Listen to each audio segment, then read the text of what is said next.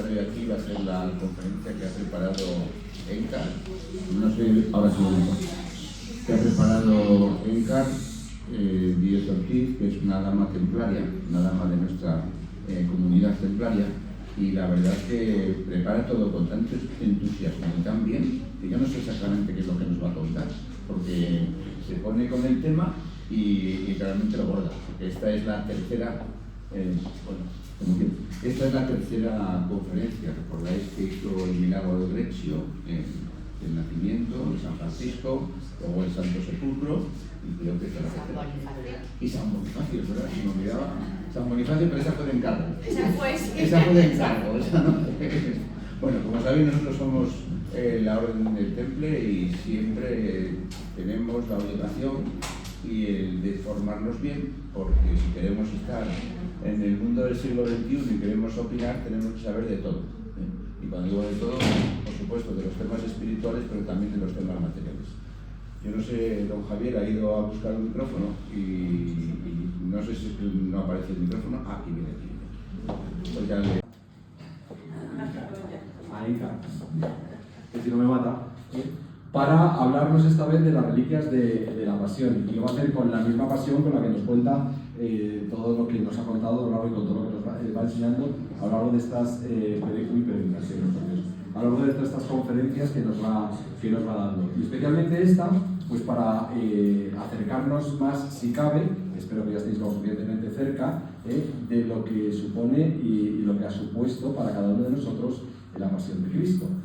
Todos estos vestigios, todas estas reliquias de las que nos va a hablar, pues corroboran, porque imagino que lo hará así y científicamente está todo corroborado y está todo...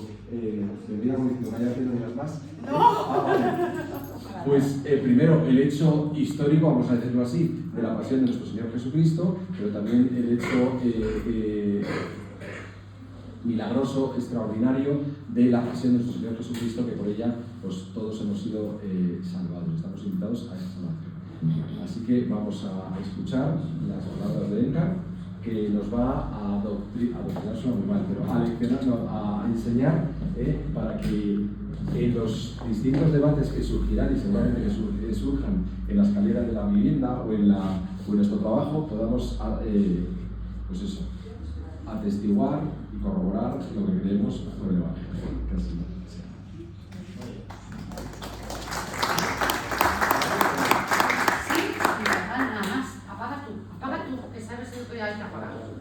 Por favor.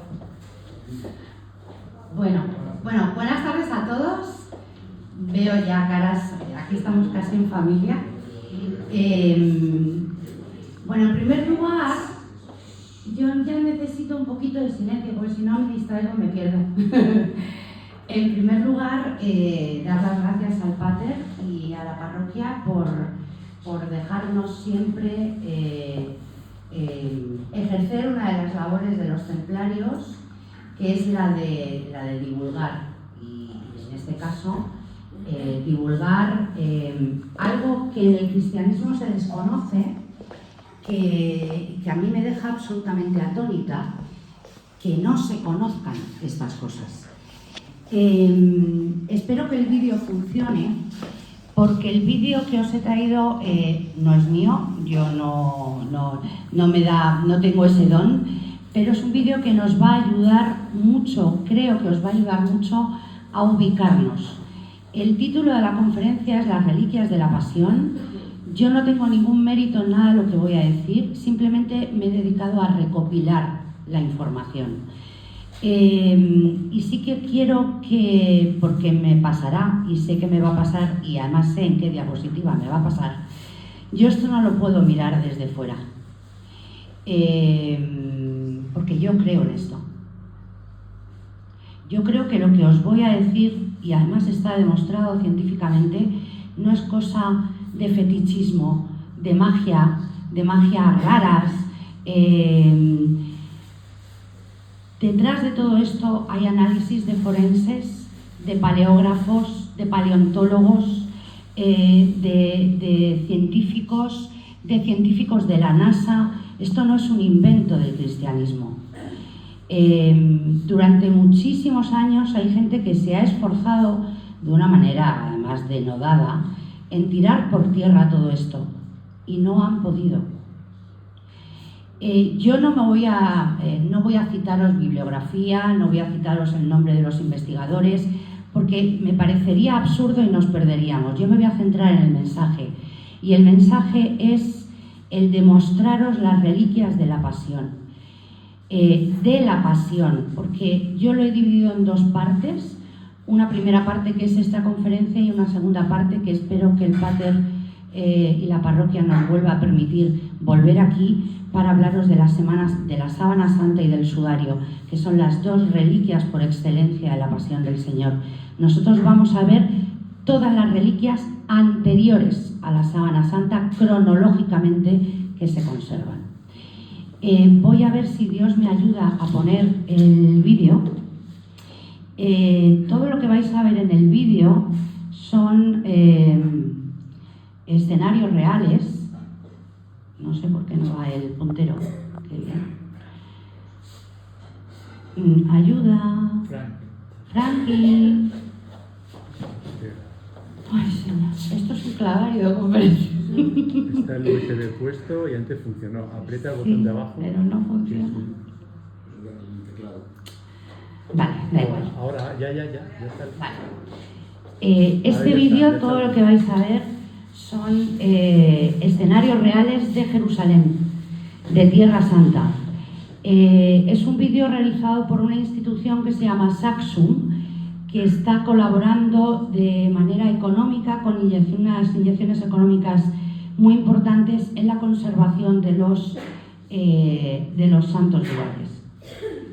Y yo no veo, Franca, tienes que ayudarme porque no me da la vida para más.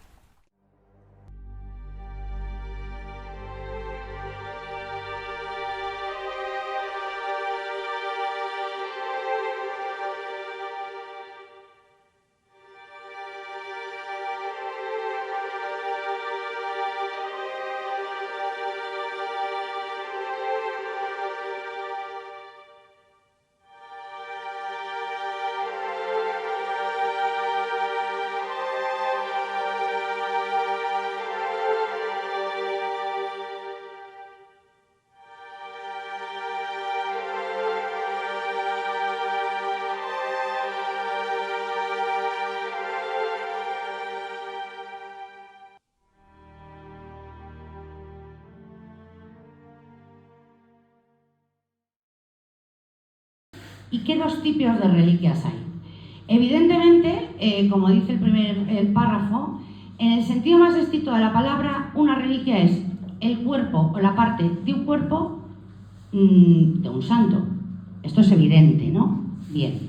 Lo que no es tan evidente es el segundo tipo de reliquias, que es el que nosotros vamos a ver, que es lo que se conoce, lo que la Iglesia Católica ha denominado las reliquias de contacto o por contacto, es decir, materiales, objetos que han sido tocados por un santo, en este caso, reliquias de la Pasión, en este caso, por el Señor. Todo este mundo de las reliquias, que ha sido muy criticado y es uno de los mantras que constantemente se utilizan en contra de la Iglesia Católica, ha sido... Es que de verdad, esto es horroroso. Ay.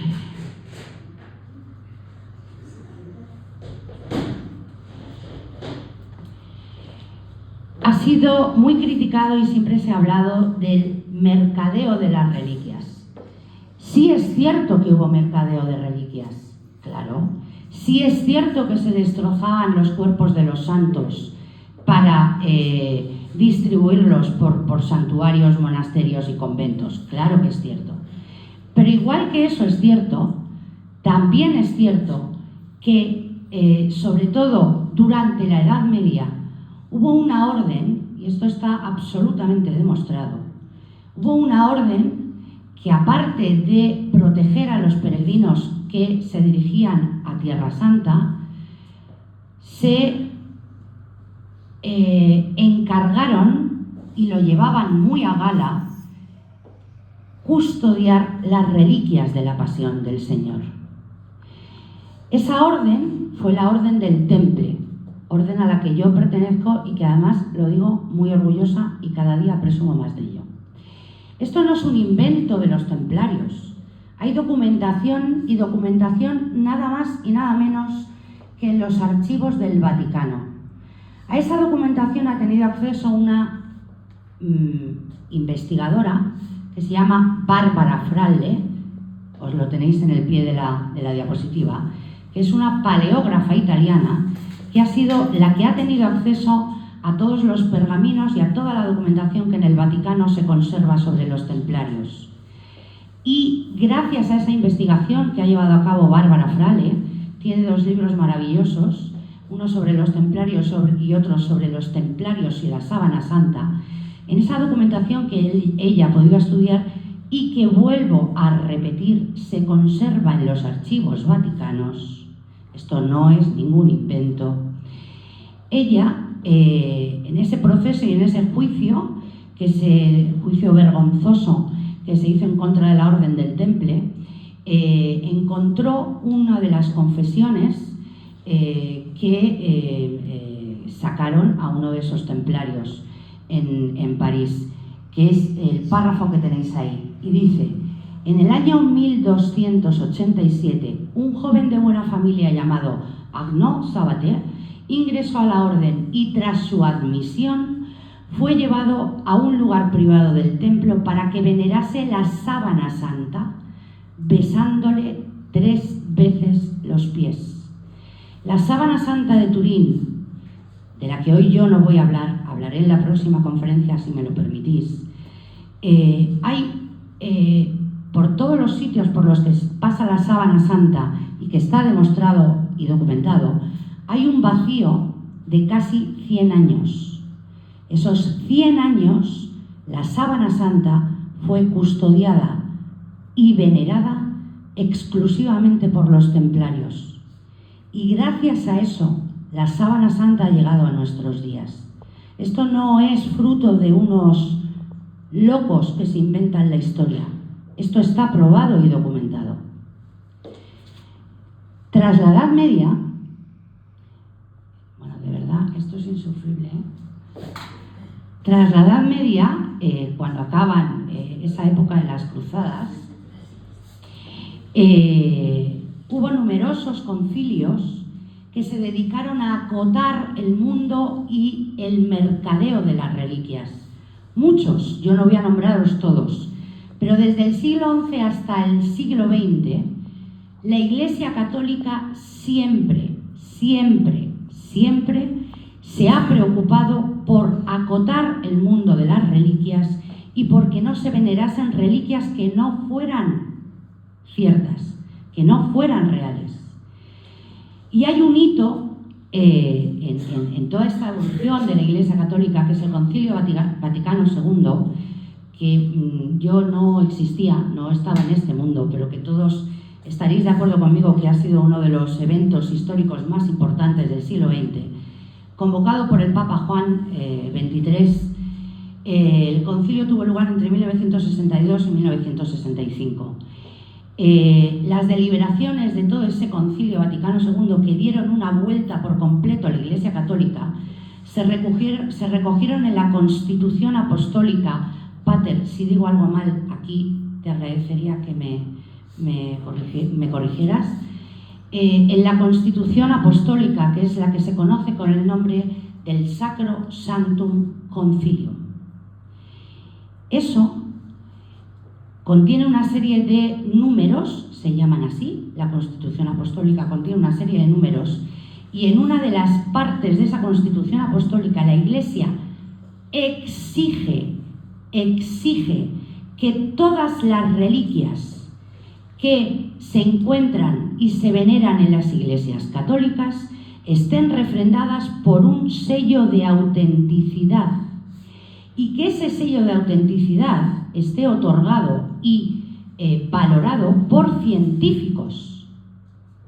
Prohíbe la veneración de reliquias falsas y además exige que esos científicos que analizan esas reliquias sean, a poder ser, científicos no creyentes. Es la Iglesia Católica la primera que ha perseguido esto. Pero es que hay una vuelta de tuerca más. En uno de los pontificados más importantes que ha tenido la Iglesia en el siglo XX, que fue el pontificado de San Juan Pablo II, San Juan Pablo II reforma 2 veces el derecho canónico. 2 veces. La primera, que fue la más importante en lo que a las reliquias se refiere, es cuando recoge y reforma los cánones 1186 al 1190. Gracias a eso, a esa reforma, cada vez está mucho más acotado el mundo de las reliquias. Se han sacado reliquias de iglesias porque no eran ciertas. Por eso muchas veces cuando dicen, el huesito de Pepito, pues claro, esto solo lo puede decir un ignorante, porque solo hace falta recurrir a la Constitución Apostólica y al derecho canónico.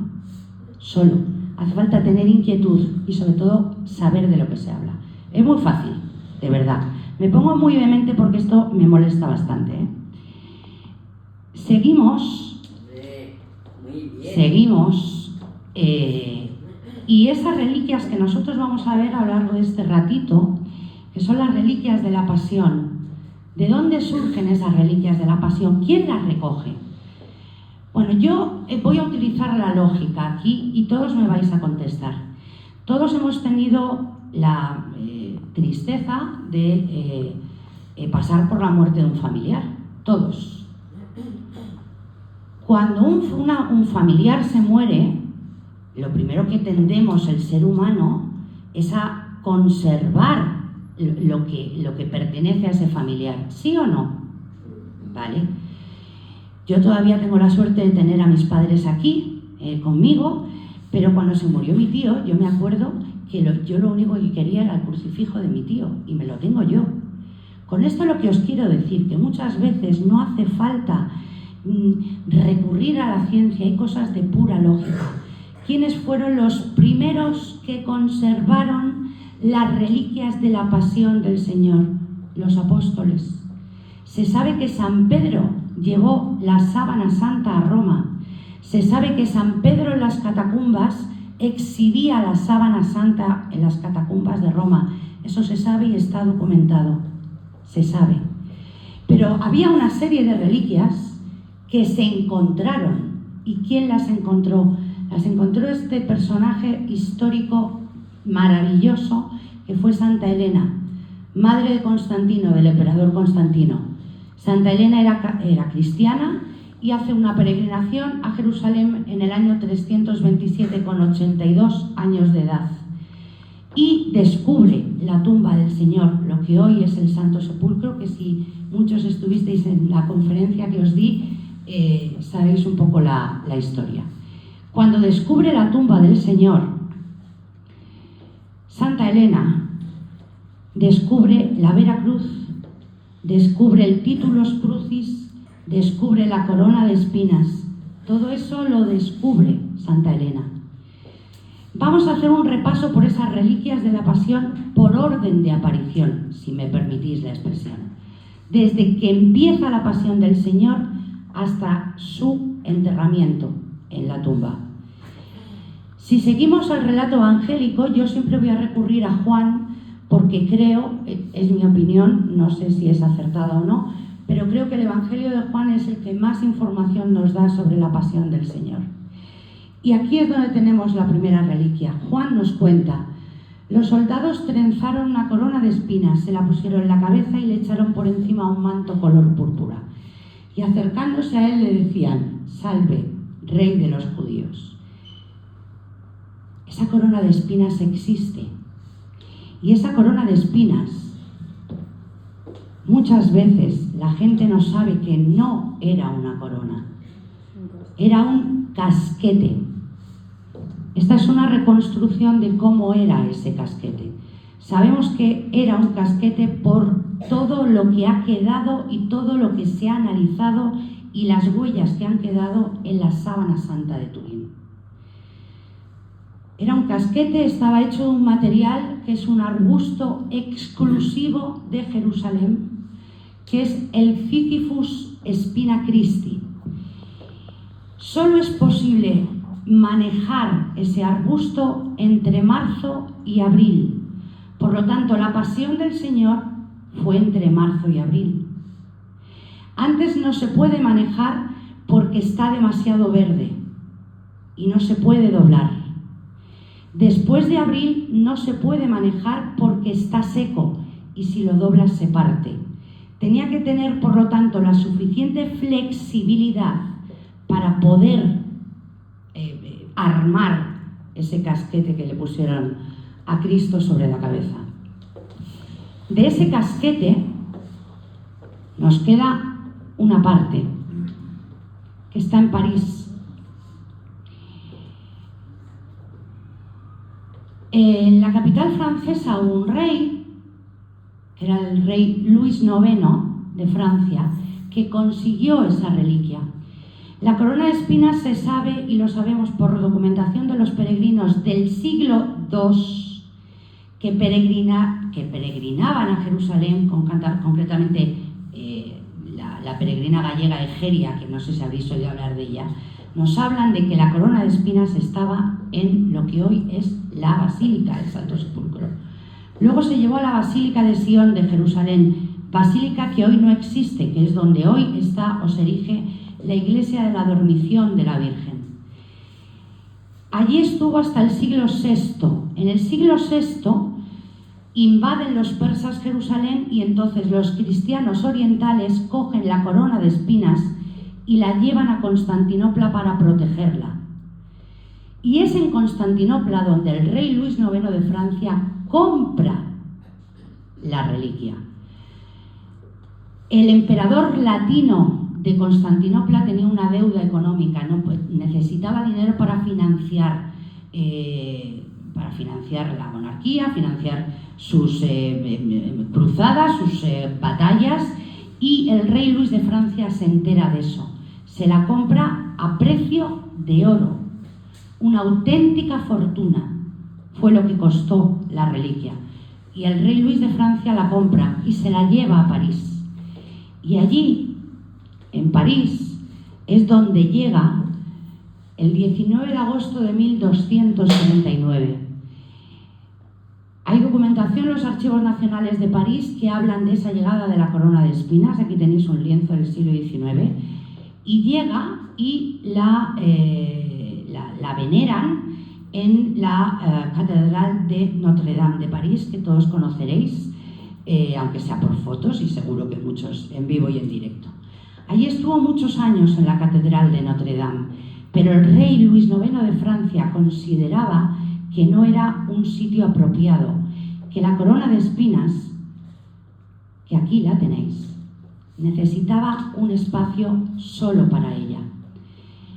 La corona de espinas que hoy está en el Ayuntamiento de París, y ahora os diré por qué está en el Ayuntamiento de París, solo se conserva parte del trenzado de ese casquete que os he dicho, que os he mostrado antes. Se venera los Viernes Santos, y el obispo de París la muestra al público en adoración, y esa adoración está respaldada por una orden también militar, que es la Orden del Santo Sepulcro. Una vez que llega a París la reliquia y el rey Luis IX de Francia decide que no es un lugar apropiado la Catedral de Notre Dame, puesto que la reliquia se merece un sitio único, el rey Luis IX de Francia manda construir uno de los edificios más bellos de toda la arquitectura gótica, que es lo que tenéis aquí, que es la Sainte-Chapelle de París. Está enfrente de la Catedral de Notre Dame y es un edificio que tiene 2 pisos. Un primer piso era para albergar a los peregrinos y un segundo piso que era realmente donde se adoraba la reliquia. Y ese altar espectacular de la Sainte-Chapelle de la segunda planta, ahí, en ese baldaquino, era donde se conservó y se veneró la corona de espinas desde el siglo XIV hasta que llegó la Revolución Francesa. ¿Habéis oído hablar de la Revolución Francesa? ¿Sabéis cuál es el lema de la Revolución Francesa? Libertad, igualdad y fraternidad. Pues estos señores que gritaban y apostaban por la libertad, la igualdad y la fraternidad fueron los primeros que se dedicaron a saquear iglesias y que entraron en esta Sainte-Chapelle de París para apropiarse de la corona de espinas y profanarla. Gracias a Dios, que llegaron a tiempo otros que se llevaron esa corona de espinas y la escondieron en el Archivo Nacional de París. Allí estuvo escondida durante toda la época jacobina, que fue el periodo de sangre de la Revolución Francesa, hasta que volvió otra vez a su sitio de origen, que es la Catedral de Notre Dame. Aquí tenéis una imagen, me ha costado muchísimo esta imagen porque hay muy pocas imágenes de esto. Aquí tenéis una imagen de la ostensión, que se llama así, de la corona de espinas un Viernes Santo en la Catedral de Notre Dame. En la fotografía de la izquierda, la corona preside el oficio, el Santo Oficio del Viernes Santo. Una vez termina el oficio del Viernes Santo, el obispo de París sale de la Catedral de Notre Dame con la corona de espinas del Señor y bendice a la ciudad, y vuelve a entrar a la Catedral de Notre Dame, como veis ahí, con la guardia de los caballeros del Santo Sepulcro. Orden que hoy existe, sigue existiendo, y que es la única reconocida por la Iglesia Católica. Pero yo os he dicho que todo esto arranca de Santa Elena. Santa Elena recoge, hemos visto cómo llega la corona de espinas a París, pero hay más reliquias. Seguimos avanzando en el relato evangélico y llegamos a la crucifixión. Y Santa Elena descubre la Vera Cruz, el Titulus Crucis, 3 clavos y la escala santa. Yo me voy a centrar solo en los 2 primeros. Esas reliquias las lleva a Roma. Ella vuelve de Jerusalén, vuelve a Roma. Santa Elena fallece en el camino, pero toda la comitiva que acompañaba a Santa Elena siguen camino de dirección Roma y llevan las reliquias a Roma. Esas reliquias se conservan en una iglesia, que es esta que veis aquí, que es una basílica, la Basílica de la Santa Croce en Jerusalén, que es una pena que haya tan poca gente que se acerque a esta basílica. Yo entiendo que Roma es apabullante, que Roma tiene mucho que ver, lo entiendo, pero lo que no entiendo es que los cristianos no nos acerquemos aquí. Esto no lo entiendo. Y no nos acercamos aquí porque hay mucha gente que desconoce esto. absolutamente. Y la culpa de que esto los cristianos no lo conozcamos, la tenemos nosotros los primeros, porque no hacemos publicidad de esto, que el marketing de la Iglesia Católica, de verdad, hay veces que lo tendríamos que revisar. Esta Basílica de la Santa Croce se erige sobre el Palacio de Santa Elena. Aquí es donde estaba el Palacio de Santa Elena. Santa Elena manda construir una capilla, bueno, a sus herederos mandan construir una capilla para adorar las reliquias que ella trae. Se entra en esa basílica y en el lado izquierdo, al fondo, se accede a esta capilla, que es la capilla de las reliquias, y ahí es donde está lo más importante. Ahí vamos a tener el Titulus Crucis, que ahora lo vais a ver, y vamos a tener un trozo de la cruz. Llegamos al Titulus Crucis. ¿Qué era el Titulus Crucis? El derecho romano, que esto tampoco es un invento de Mel Gibson. No, esto existió. Es una cosa que se llama derecho romano, que la gente desconoce y además se atreven a hablar de algo que desconocen. El derecho romano, cuando se firmaba o se ejecutaba una sentencia, esa sentencia era plasmada en una tablilla, o de barro o de madera. Y se hacía ostentación pública de esa sentencia para que todo el mundo tuviera claro el motivo de la condena de ese reo. Y con Cristo pasó absolutamente lo mismo. No debéis olvidaros que Cristo fue condenado bajo la ley de Roma y del Imperio Romano. Y como estaba bajo la ley de Roma, lo que ejecuta Poncio Pilato, que no Pilatos, Pilato, es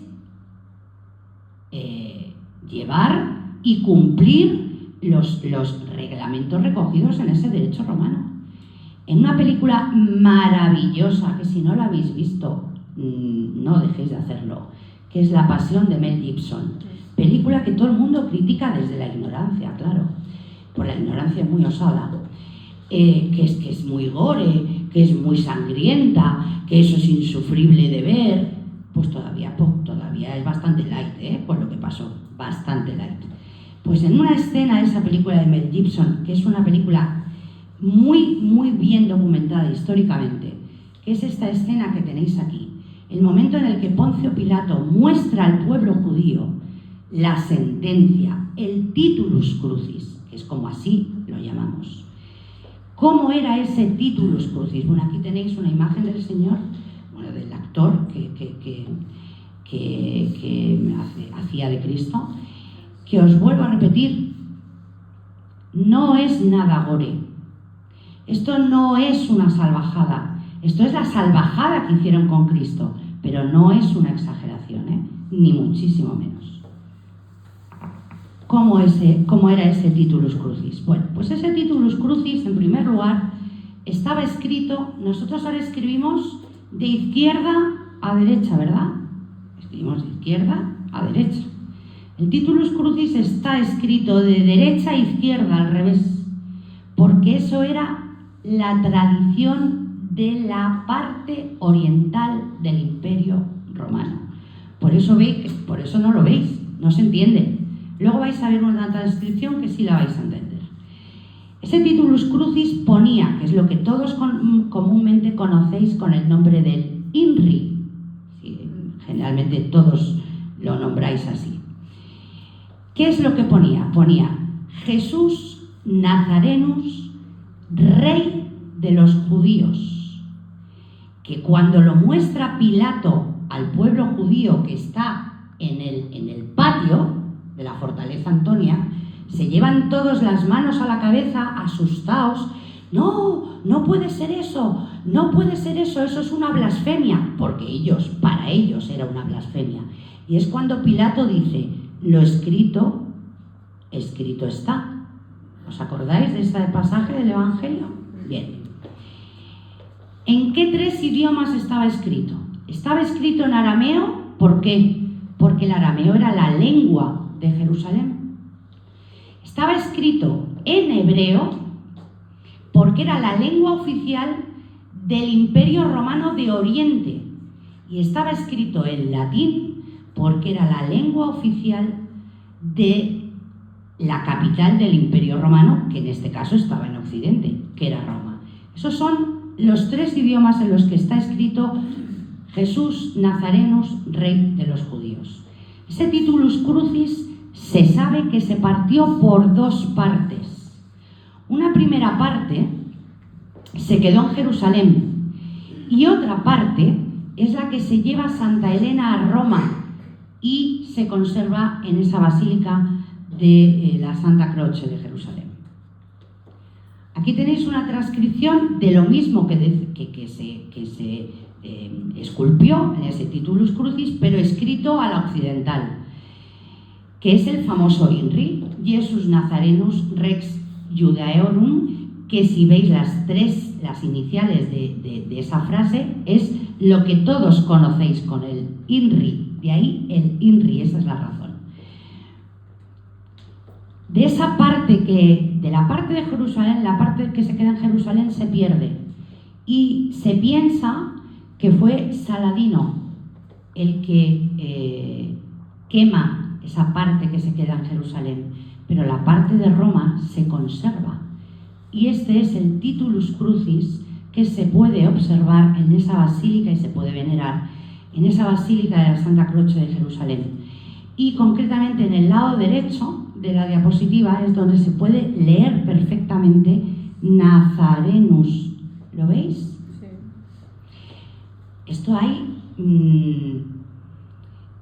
paleógrafos que han estudiado esto, lo han datado y concretamente hay un caso de conversión porque cuando se estudia, y se estudia con ojos de la ciencia, la verdad solo tiene un camino. Esto no es un invento. Esto existió y además hay pruebas, que son estas reliquias, que demuestran cómo fue esa pasión del Señor. Ya hemos visto cómo los romanos le ponen el casquete de la corona de espinas. A continuación, Pilato firma la sentencia, la muestra al pueblo judío y el titulus crucis. Y ahora empezamos el camino o la parte más complicada, que es el camino a la cruz y la crucifixión. Y me vuelvo a remontar a Juan.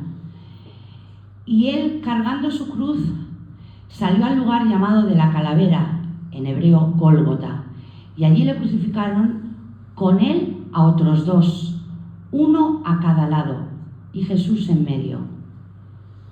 ¿Qué pasó con esa cruz? Bueno, en primer lugar, ¿cómo era ese camino? ¿Cómo fue ese camino al Calvario de Cristo?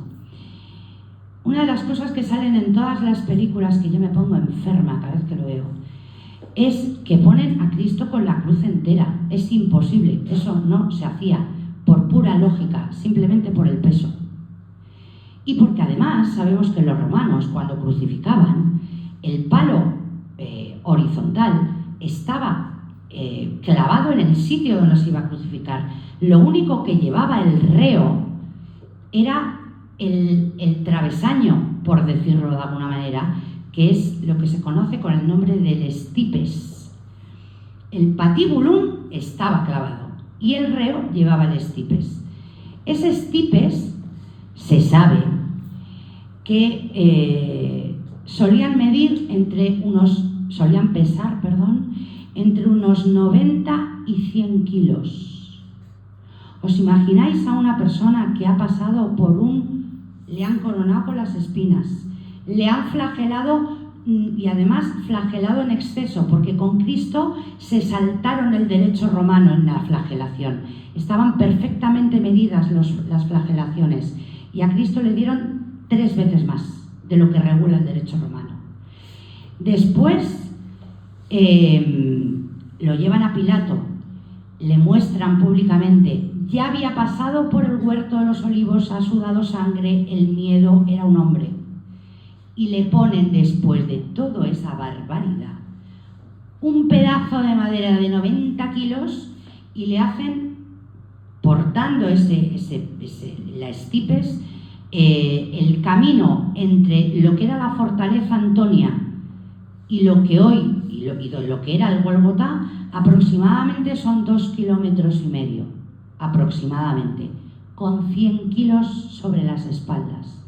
Y además, otra cosa que sale muy mal en las películas, al ser crucificado junto con 2 reos, lo habitual en el Imperio Romano es que esos reos que iban a ser crucificados a la vez fueran juntos, atados y unidos por un cordel, que es lo que tenéis en la diapositiva de la izquierda, con lo cual el caminar todavía se hacía más difícil, porque si se caía el primero, tú ibas detrás, y así constantemente.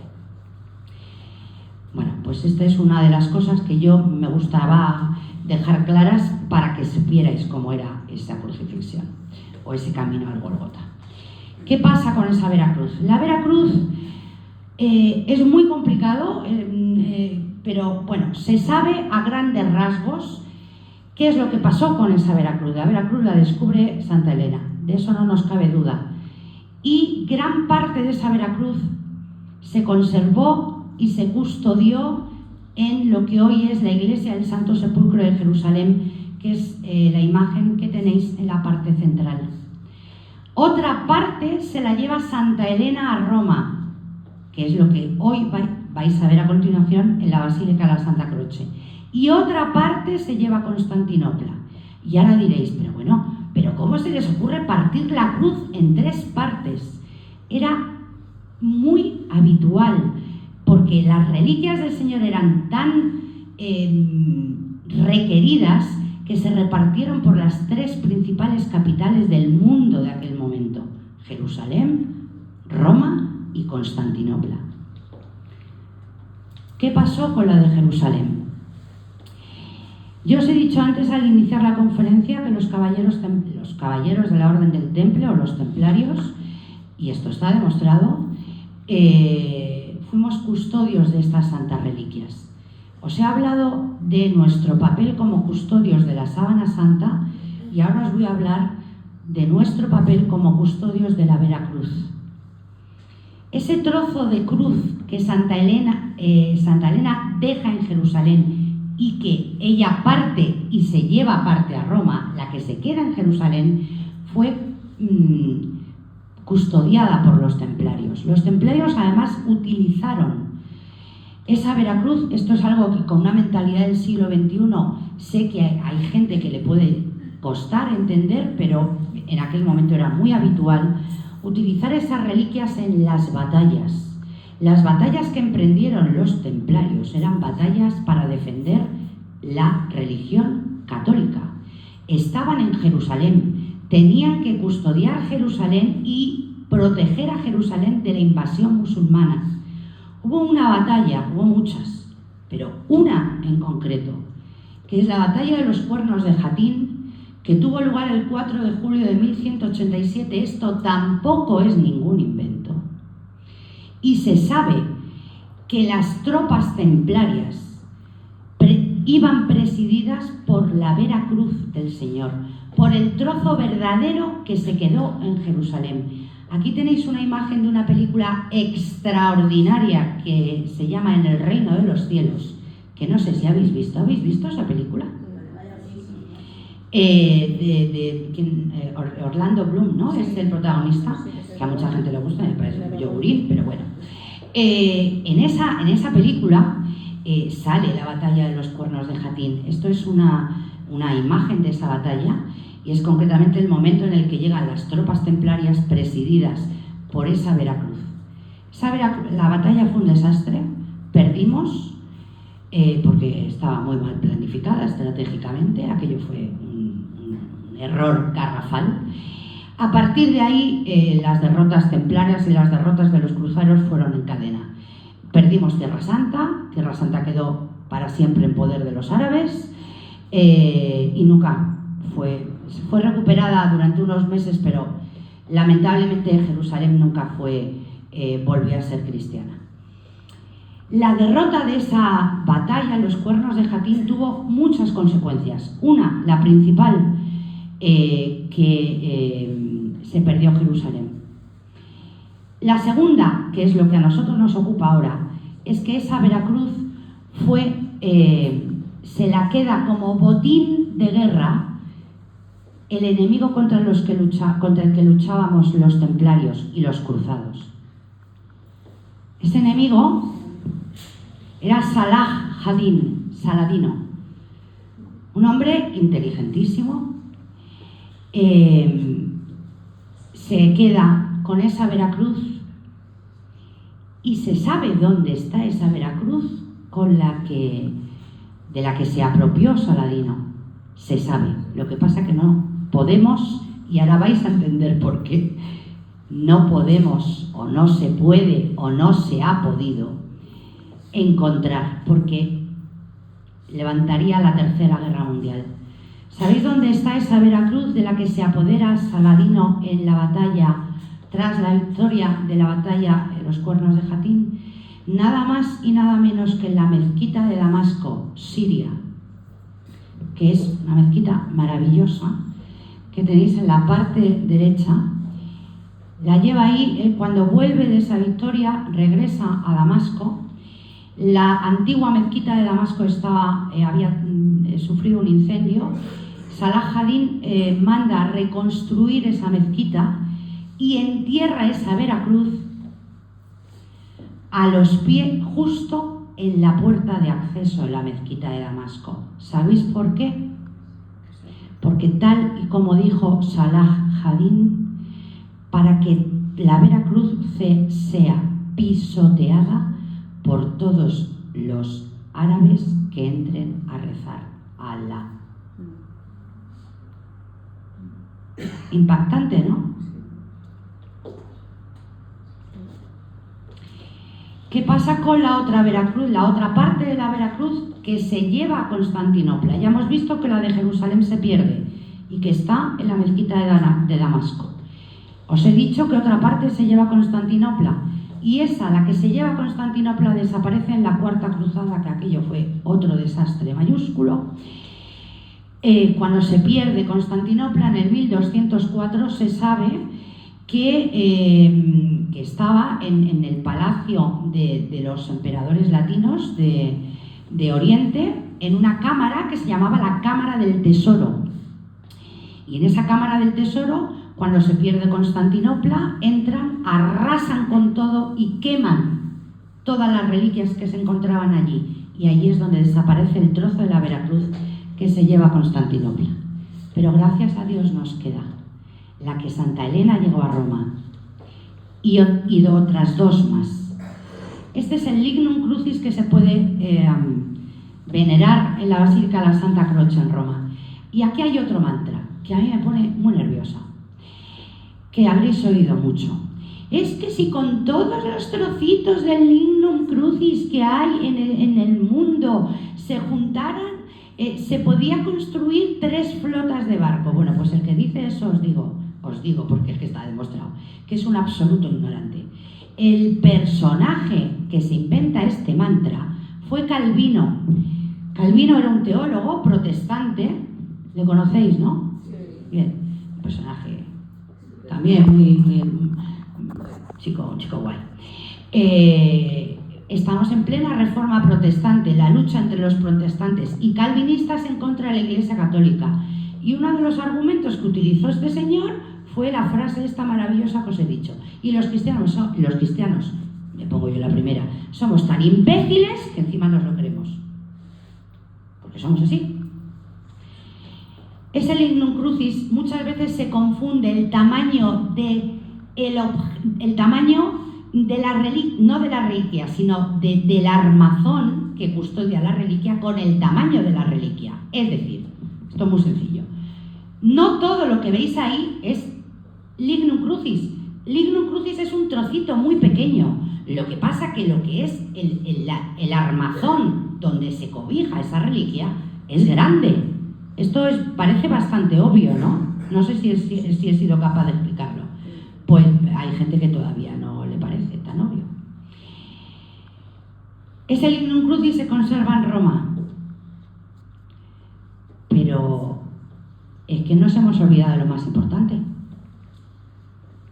es que en España hay 2 lignum crucis. ¿Y por qué llegan los lignum crucis a España? Pues uno, gracias a Santo Toribio. Y otro, qué casualidad, gracias a los templarios. Estamos en la Edad Media, estamos en España, estamos en plena reconquista, estamos invadidos por los árabes. 711, todos habréis oído esa mítica fecha, ¿no?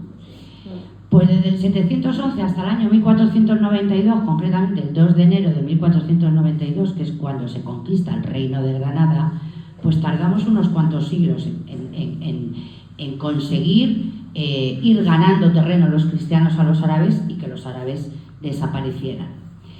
Esto de la reconquista os lo digo porque es fundamental, y para poder explicar el lignum crucis, la presencia de los lignum crucis en España. Antes os he hablado de la batalla de Jatín y de que esa vera cruz se utilizaba para defender o para motivar al ejército.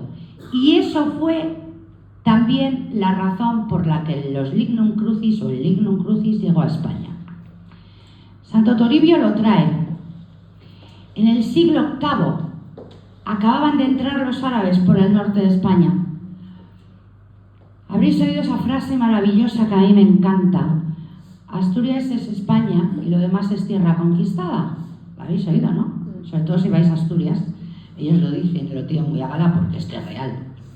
Santo Toribio, de la parte que se conservaba de la Vera Cruz en Roma, parte un trozo, consigue que le regalaran un trozo y se lo trae aquí, con la idea de que ese trozo fuera utilizado, lo que pasa que luego no ocurrió así, fuera utilizado para arengar y motivar a las tropas cristianas en su lucha contra el invasor musulmán. Al final eso no ocurrió con el lignum crucis de Cantabria, pero sí con el de Caravaca, que lo vamos a ver después. Santo Toribio esconde ese lignum crucis en un paraje maravilloso que es la localidad cántabra de Potes, en plenos picos de Europa. Si no habéis ido a ir a verlo, porque aquello es soberbio. Se construye un primer monasterio, ese primer monasterio se derriba y a continuación se construye el que hoy se puede observar, que es un monasterio del siglo XII. En ese monasterio, nada más entrar, quiero recordar que en la parte derecha se encuentra la capilla donde se venera el lignum crucis durante todos los días del año. ¿Cómo es ese lignum crucis? Es esta belleza que tenéis aquí, que además es el más grande de todos los trozos que se conservan de la cruz del Señor. Y además tiene otra peculiaridad que es lo que le hace único. Se sabe que corresponde al brazo izquierdo del estipes. ¿Os acordáis del estipes que os he hablado antes?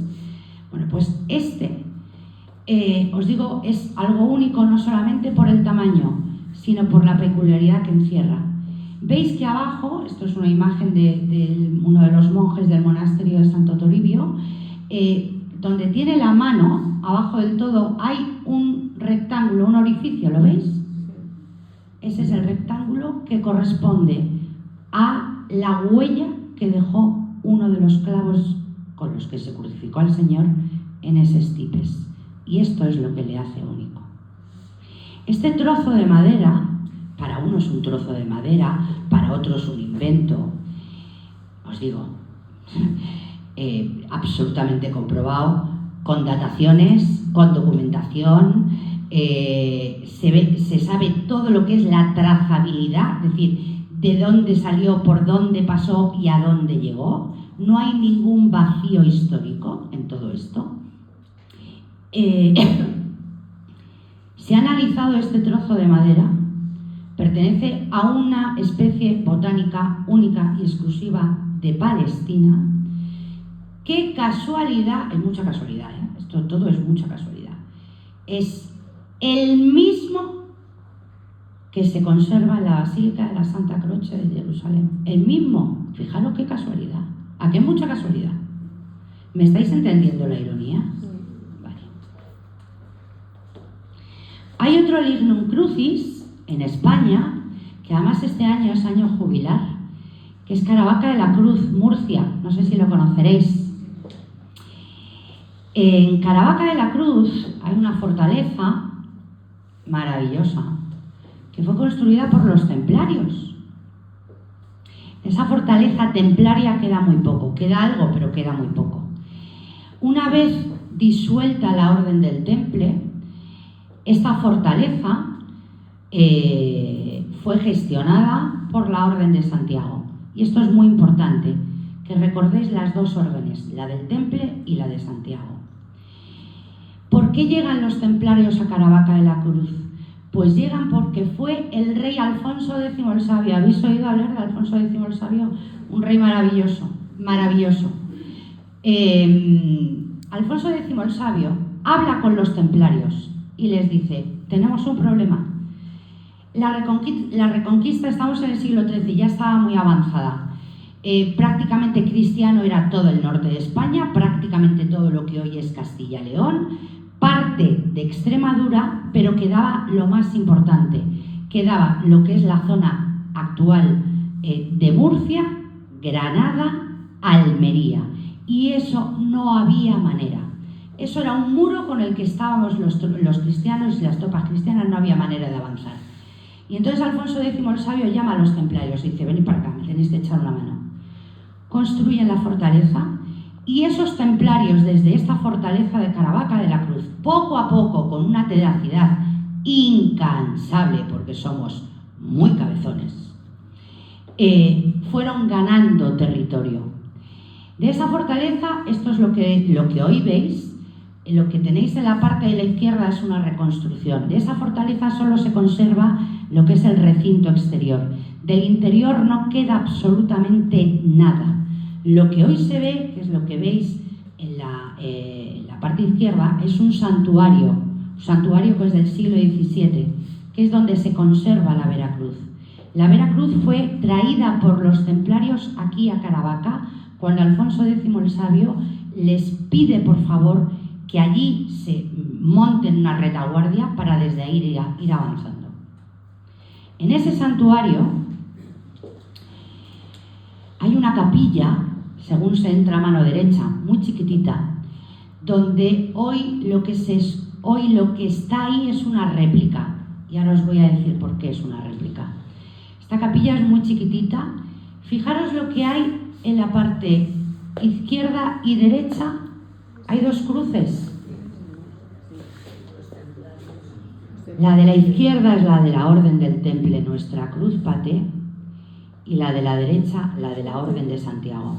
Esas dos órdenes militares fueron las que desde esa fortaleza de Caravaca de la Cruz, Murcia, consiguieron el avance de las tropas cristianas y además llegaron a Granada el 2 de enero de 1492. Un detalle que yo desconocía y que he descubierto gracias a esta conferencia. Cuando las tropas cristianas llegan a Granada, hay un cuadro maravilloso de Padilla con los reyes católicos, no sé si lo habéis visto pues cuando están los templarios detrás de los reyes católicos, detrás. Esta Veracruz de Caravaca de la Cruz presidió la batalla en la que se gana el reino de Granada a los árabes. Esto está demostrado, yo no lo sabía, pero lo he descubierto en esta conferencia. Bueno, os digo, lo que hoy se ve es una réplica. Y os voy a decir por qué. Pues porque igual que en Francia los que gritaban exaltados este lema de libertad, igualdad y fraternidad, que os he dicho que quisieron entrar en la Sainte-Chapelle, coger la corona de espinas y quemarla. ¿Os acordáis que os he dicho esto, no? Bien. Pues aquí en España, en 1937, ¿os suena, no? Sí, siempre, de sobra. Pues es que entraron aquí. no para rezar. Precisamente no para rezar. Robaron la Veracruz y gracias a Dios luego fue rescatada, la pudieron rescatar.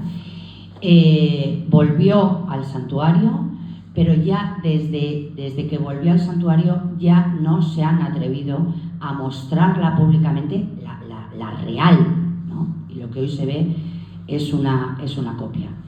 Ese lignum crucis real solo se muestra los años santos. Aquí tenéis uno de los últimos años santos que tuvimos la suerte de que el Papa Benedicto XVI viniera a Caravaca de la Cruz para refrendar con su presencia la veracidad de esta reliquia. Es muy chiquitita. Yo antes os he dicho, no confundáis el armazón con lo que es la reliquia. Es que de reliquia es prácticamente nada, prácticamente el segundo travesaño de esa cruz de doble travesaño. Lo demás es orfebrería. ¿Me seguís o no? Sí, sí. Bien. Bueno, y ahora llegamos, para mi gusto, a la parte más importante. Volvemos a Juan. Después de esto, José de Arimatea pidió a Pilato el cuerpo de Jesús. José era discípulo de Jesús, aunque en secreto, por miedo a los judíos. Él fue y retiró el cuerpo con el permiso de Pilato. También Nicodemo, el que antes había visitado a Jesús de noche, llegó con unos 33 kilogramos de una mezcla de mirra y aloe. Ese dato es fundamental para poder demostrar la veracidad de la sábana santa de Turín.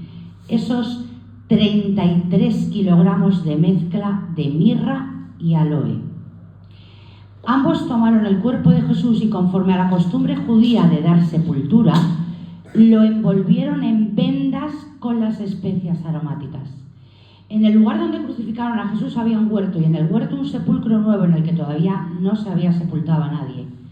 Como era día judío de la preparación para el sábado, la Parasceve, la Pascua judía, y el sepulcro estaba cerca, pusieron allí a Jesús.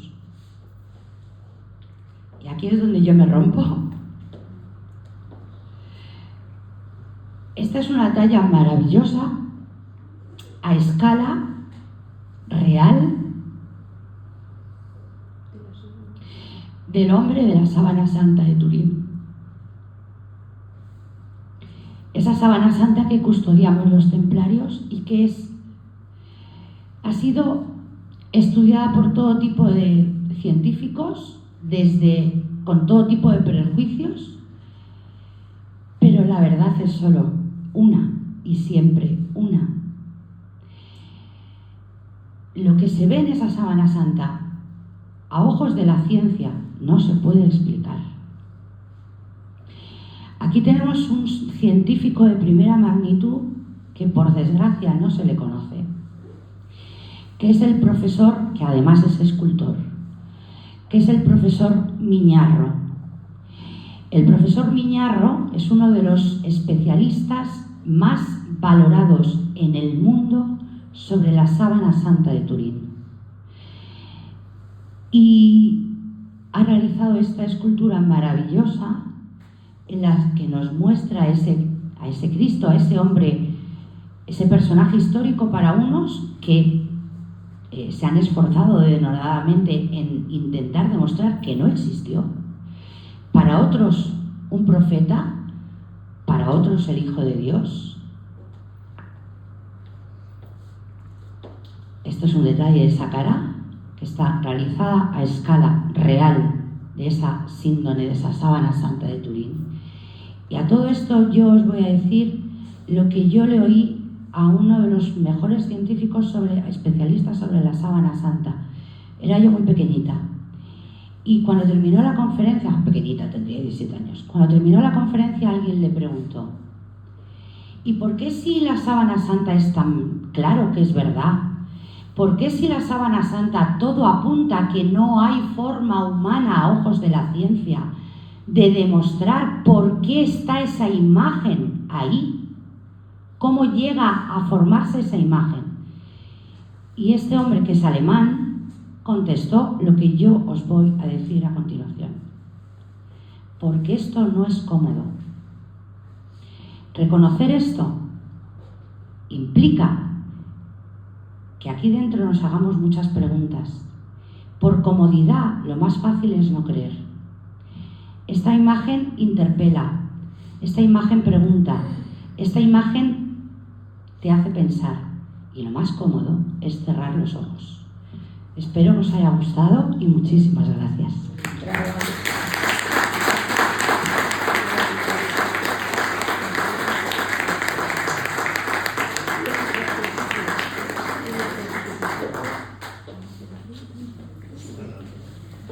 Le damos las gracias a Inca, que pone toda pasión en lo que hace, y bueno, pues efectivamente todo esto es para que nos interpelemos nosotros, ¿no? Para que realmente pongamos de nuestra parte.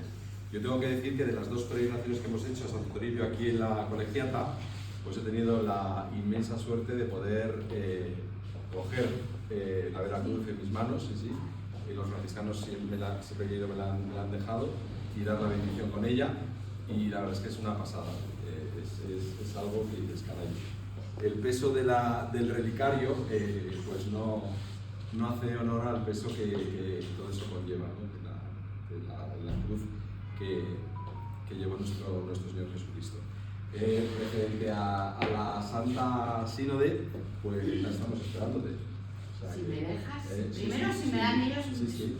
el permiso, que si nos dejas. Yo he tenido la oportunidad de ver, porque gracias a ti además, ¿no? Un libro que me regalaste sobre esta escultura, no sé si fuiste tú, y luego también otra, porque hay otro escultor también, que también lo probasteis vosotros, o parte de vosotros en la Colegiata, que llevaron allí la imagen que es impresionante, y nos contaron allí algo que la gente no sabe, ¿no? Y es que, claro, estamos por un lado diciendo la Sábana Santa de Turín, pero en España tenemos el sudario, la Santa Paz, y comparando uno con otro, pues encaja perfectamente. O sea, es de la misma cara, el mismo rostro, la misma sangre.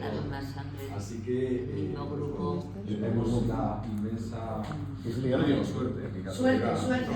En España hay mucho que no se desconoce. El Señor nos quiere, a pesar de que somos unos energúmenos, para que pues en nuestra tierra tengamos estas tres grandes reliquias de la Pasión. Así que, pues nada, tenemos que volver a Santo Toribio, tendremos que ir a Caravaca, y tenemos que ir a Jerusalén, ¿no? Ay, sí. Pues muchísimas gracias, como Gracias a siempre. Y estamos muy